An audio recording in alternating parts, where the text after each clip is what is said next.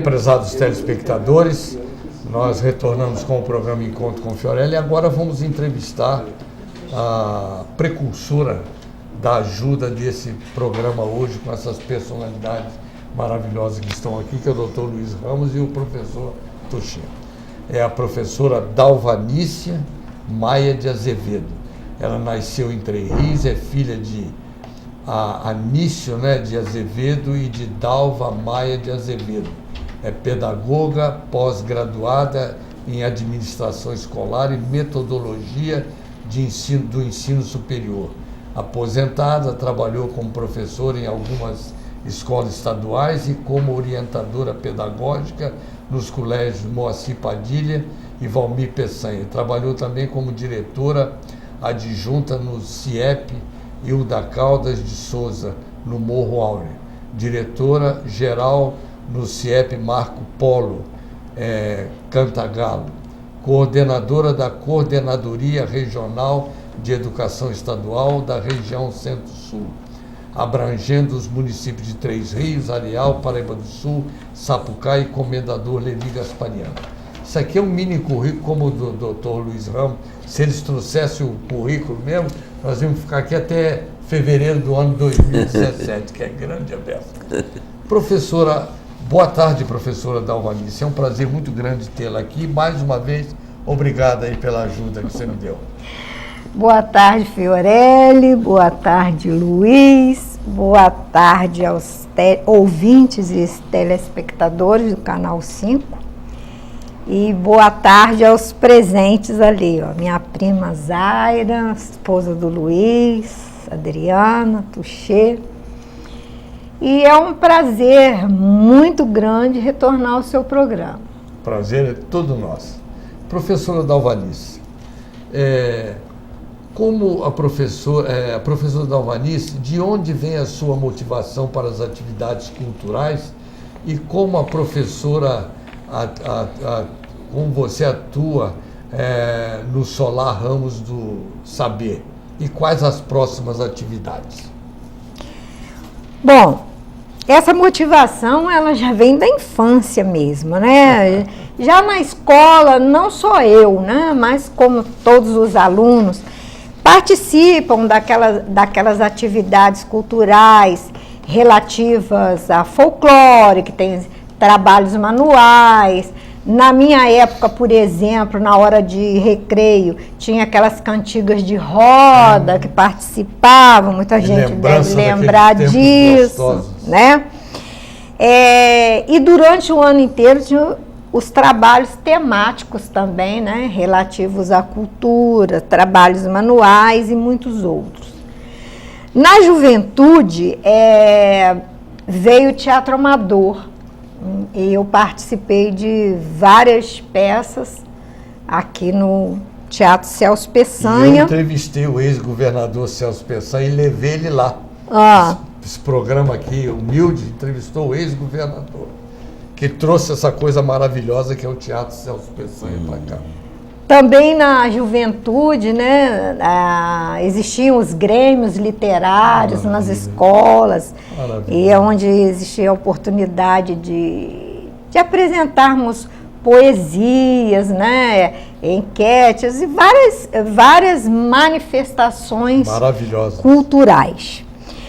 Aí, mais tarde, na área do trabalho, eu me lembro que em 1993, na época do governo Brizola, foi criada uma situação dentro dos CIEPs, essa situação toda voltada para a cultura, onde o governador oportunizou contratos a animadores culturais dentro dos CIEPs, para alavancar a cultura com aquela criançada que ficava de 7h30, 8 horas da manhã até às 17 horas. Então, a cultura, né, como eu disse, alavancar, ajudava muito a segurar essas crianças, oportunizando um saber diferenciado, né? Então, esses animadores culturais, eu os acompanhei até 2010 e eles fizeram trabalhos maravilhosos dentro das escolas, na comunidade, no CAIR, no Independência, enfim, vários lugares, no próprio teatro. Quando o Brasil comemorou seus 500 anos, nós apresentamos uma peça maravilhosa no Teatro Celso Peçanha, intitulada Brasil, que país é esse? Essa peça foi levada para o Rio de Janeiro também, porque naquela época das festividades dos 500 anos do Brasil, nenhum teatro dos Estados Unidos, do Brasil, apresentou uma referência Então foi homenageando o Brasil. E nós aqui de Três Rios... Vocês sabiam disso, gente? Olha só. No caso, com os animadores culturais da região Centro-Sul, né? Que abrangia Três Rios, Areal, Paraíba do Sul, Sapucaí, Levi Gasparian. Que harmonia, né? Montamos essa peça e foi um sucesso de bilheteria aqui em Três Rios e também no Rio de Janeiro. Quanto à pergunta de atuação no Solar Ramos do Saber, o Solar, ele Luiz já falou, mas ele é um centro de estudos, de diálogos, né? Sobre vários saberes. Nossas reuniões, elas se pautam em capacitações sobre assuntos específicos. Já tivemos, conforme ele falou, em novembro do ano passado, houveram, né, essas palestras sobre patrimônio, sobre as manifestações artísticas, sacro-históricas, né, culturais. Então, o Solar, aqui em Três Rios, ele funciona, como ele já disse, na Avenida Zuelo Sola, na residência que eles têm aqui, e ele oportuniza essa interação de saberes, né? Quanto à outra pergunta, sobre as próximas atividades, que você perguntou, né? Isso, então, quais as próximas atividades? No dia 20 de abril, agora do mês que vem, nós realizaremos um seminário sobre turismo, que ele vai acontecer lá em Paraíba do Sul. Por quê? O Solar, ele propicia diálogo, reuniões, tudo aqui em Três Rios. Mas isso não significa que as atividades são somente aqui em Três Rios. Nós vamos levar atividades para Paraíba, para toda essa região Centro-Sul, nas cidades que se propuserem, no caso, né, a receber tais conhecimentos, né? Então, no dia 20 de abril, realizaremos esse seminário sobre turismo em Paraíba do Sul, onde o Luiz deve passar também orientações, que essas orientações elas são pertinentes à Associação Brasileira de Normas Técnicas, né? Em relação a esse turismo que pode proporcionar emprego, gerar rendas, a divulgação das próprias cidades, né? E uma infinidade de situações que envolvem o turismo. No caso de Paraíba do Sul, especificamente, por ser uma cidade, né, que tem a importância que tem na história do Brasil, mas o turismo, ele teve assim um fôlego muito grande em Paraíba do Sul a partir da criação do Museu de Tiradentes, em Cebolas, né? Isso é importante. Então, eu vou falar sobre essa situação, Mas primeiro eu passo a palavra para o Luiz Ramos, para que ele possa falar um pouco dessa reunião que vai haver em Paraíba do Sul no dia 20 de abril, que antecede um dia antes das comemorações do Tiradentes, 21 de abril, lá em Cebolas. Então, eu passo para o Luiz falar um pouco desse seminário, dessa reunião. Obrigado, Dalvanice. Nós estamos programando, entre outros eventos para esse ano, essa programação para o dia 20 de abril, que é uma reunião que nós vamos ter pessoas interessadas em turismo, interessadas em hotelaria, interessadas em ciclismo, porque isso tudo que nós vimos hoje aqui demonstra que ciclismo tem tudo a ver com qualquer outra coisa. Está correlacionado. É tudo correlacionado. Então, a nossa ideia é a seguinte: o que faz uma cidade ter vocação ou não para turismo? Ela conhecer os pontos que ela tem de história, que tipo de cultura que tem, quais são as partes positivas, o que existe de concreto já realizado, o que pode ser feito ainda. Então, a melhor maneira de se conseguir que tudo isso seja concretizado é discutindo, é reunindo pessoas que tenham saberes, conhecimentos diferenciados, mas todos visando aquele ponto comum, que é desenvolver alguma atividade. Então, o que nós pensamos foi o seguinte: nós temos possibilidade de falar sobre turismo na região.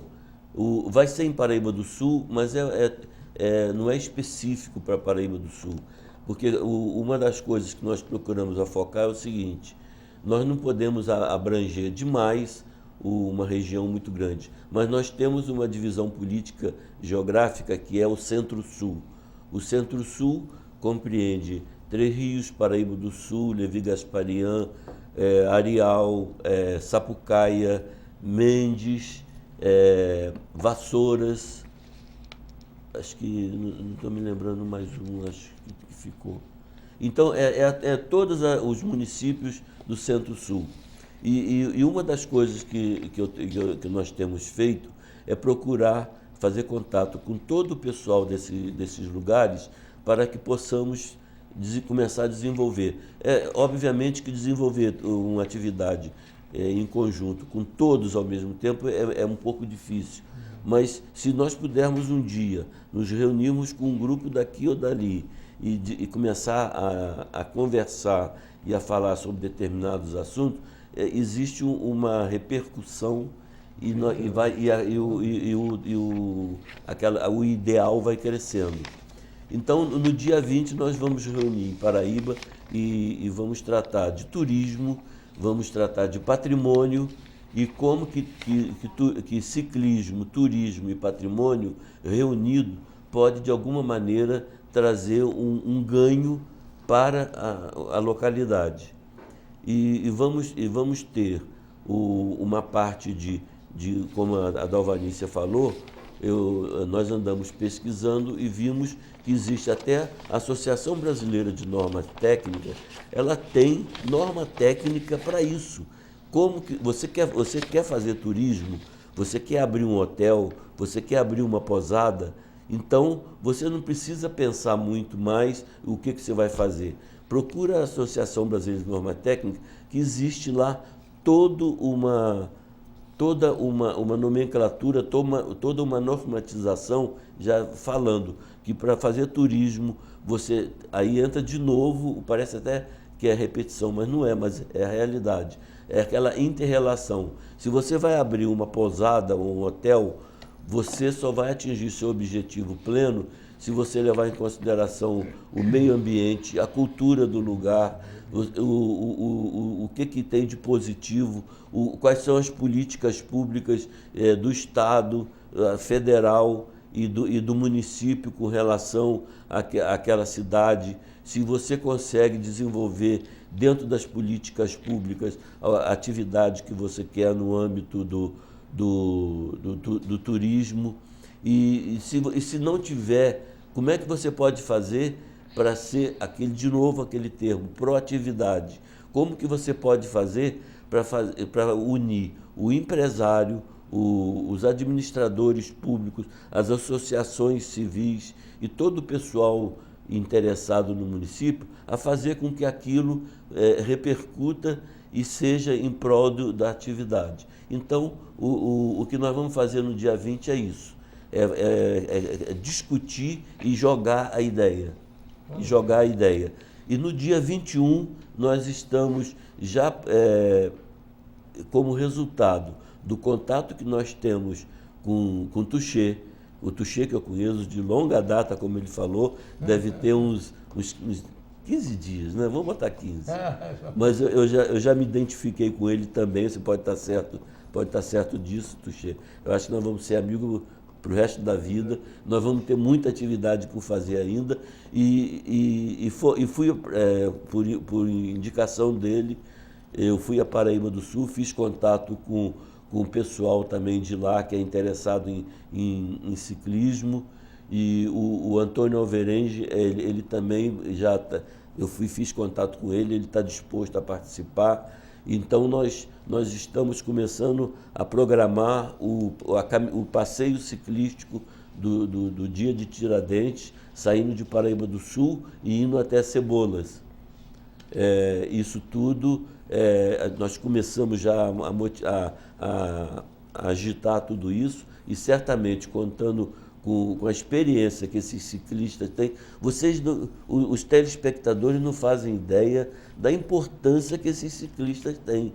Eles têm um mundo de conhecimento, eles sabem tudo, ninguém conhece as estradas, os caminhos, os prós e os contras de tudo que existe por aí, ninguém conhece mais do que ele.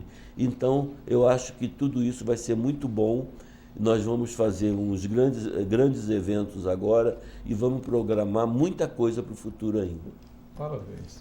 Professora Dalvadice, duas perguntas aqui. O senhor falar sobre Tiradentes e como se deu a criação do Museu Sacro Histórico de Tiradentes em Confidência, distrito de Paraíba do Sul. Antes de falar sobre Tiradentes, então, a criação desse museu, ela foi, então, impulsionada pelo ex-prefeito Nelson Espíndola Aguiar, que foi pioneiro, né? Pioneiro, doutor. Uma grande figura ele. Grande amigo, já esteve aqui no programa. Ele buscou, ele foi atrás de governador, de assessores. Ele contou essa história aí, né? Então, assim se deu a criação, porque ela só pôde acontecer realmente a partir da próxima pergunta aí, qual a importância da arqueologia na criação do Museu de Tiradentes, né, em Cebolas, hoje chamada em Confidência. Porque foi exatamente através das escavações feitas que realmente encontraram os ossos do braço esquerdo de Tiradentes, e também encontraram um cetro e uma coroa que Tiradentes tinha ofertado para a igreja de Nossa Senhora do Rosário, lá em Cebolas, para que um pessoal da época que fazia homenagem ao Divino Espírito Santo tivessem esse cetro e essa coroa para suas festividades. O que muita gente não sabe é que, confirmadamente, Tiradentes era um homem muito religioso.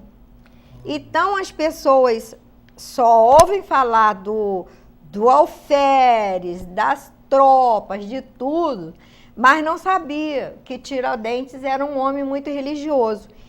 E isso está comprovado na leitura que eu vou fazer daqui a pouco. Por que eu vou fazer a leitura? Porque a coisa é assim, tão importante, mas tão importante, que eu não gostaria de perder sequer uma palavra. Então, eu faço a leitura, porque eu vou pronunciar coisas fidedignas, né?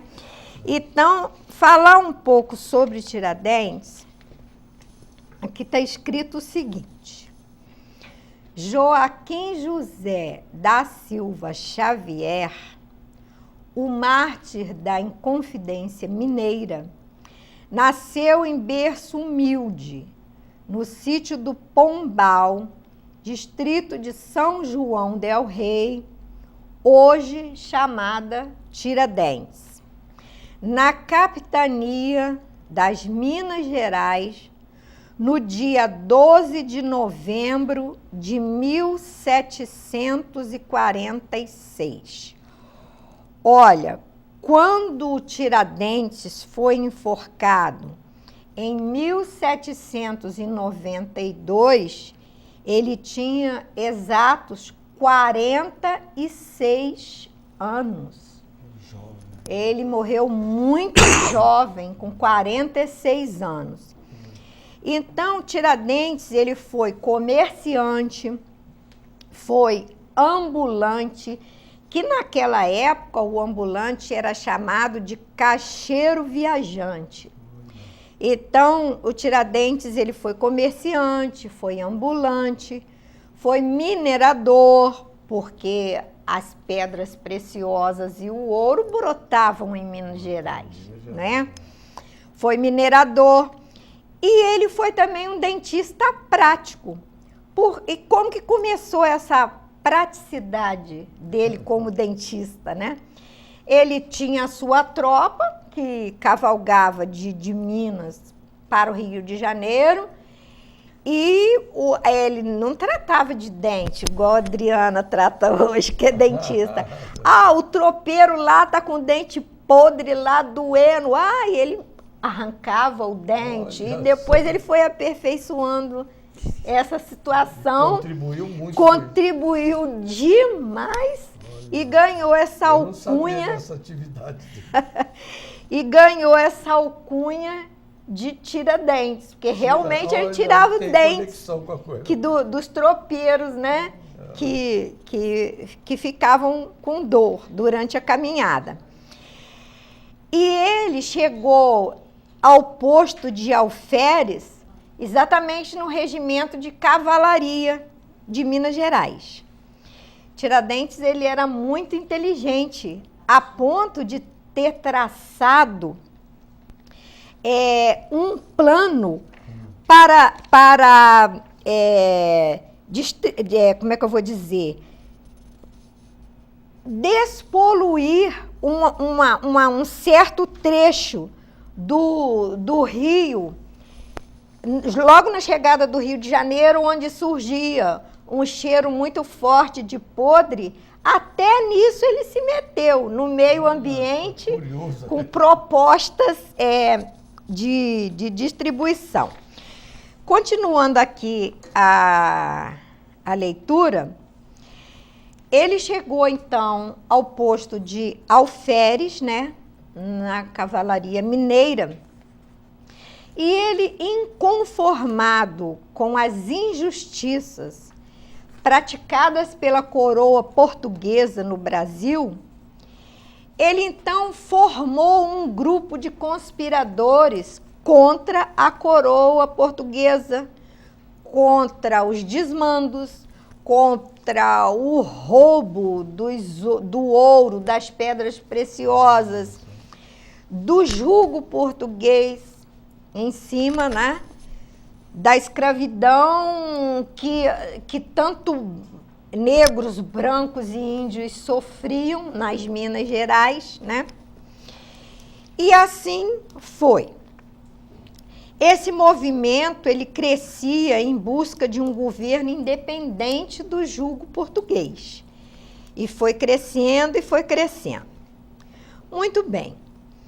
Em 21 de abril de 1792, Tiradentes ouviu a sentença de morte.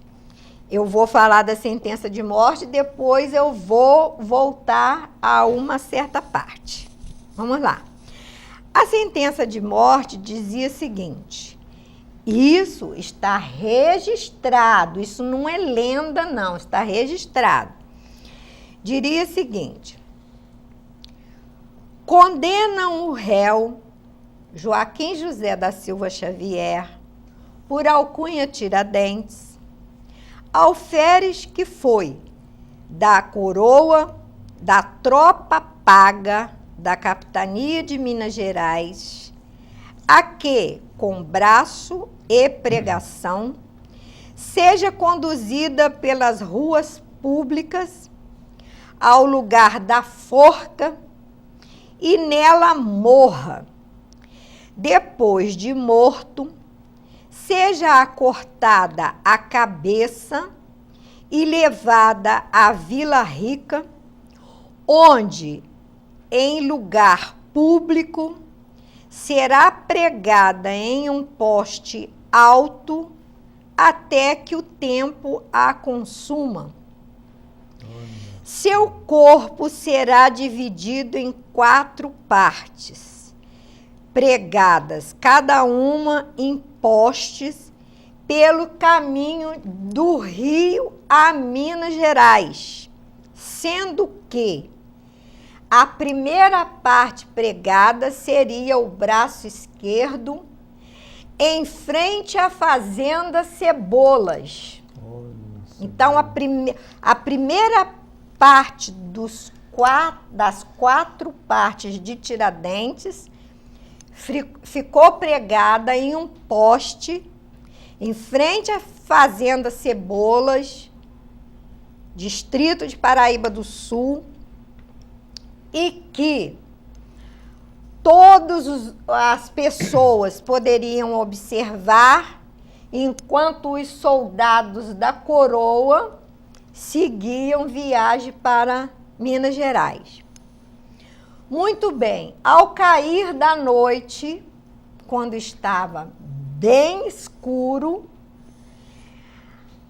a dona Ana Mariana, que durante 11 anos foi namorada de Tiradentes, e eu vou falar mais tarde sobre a dona Ana Mariana, junto com o padre da Igreja do Rosário e alguns escravos, retiraram aquele braço esquerdo de Tiradentes e esconderam sob o altar da Igreja do Rosário. Ou seja, enterraram sob o altar da Igreja do Rosário.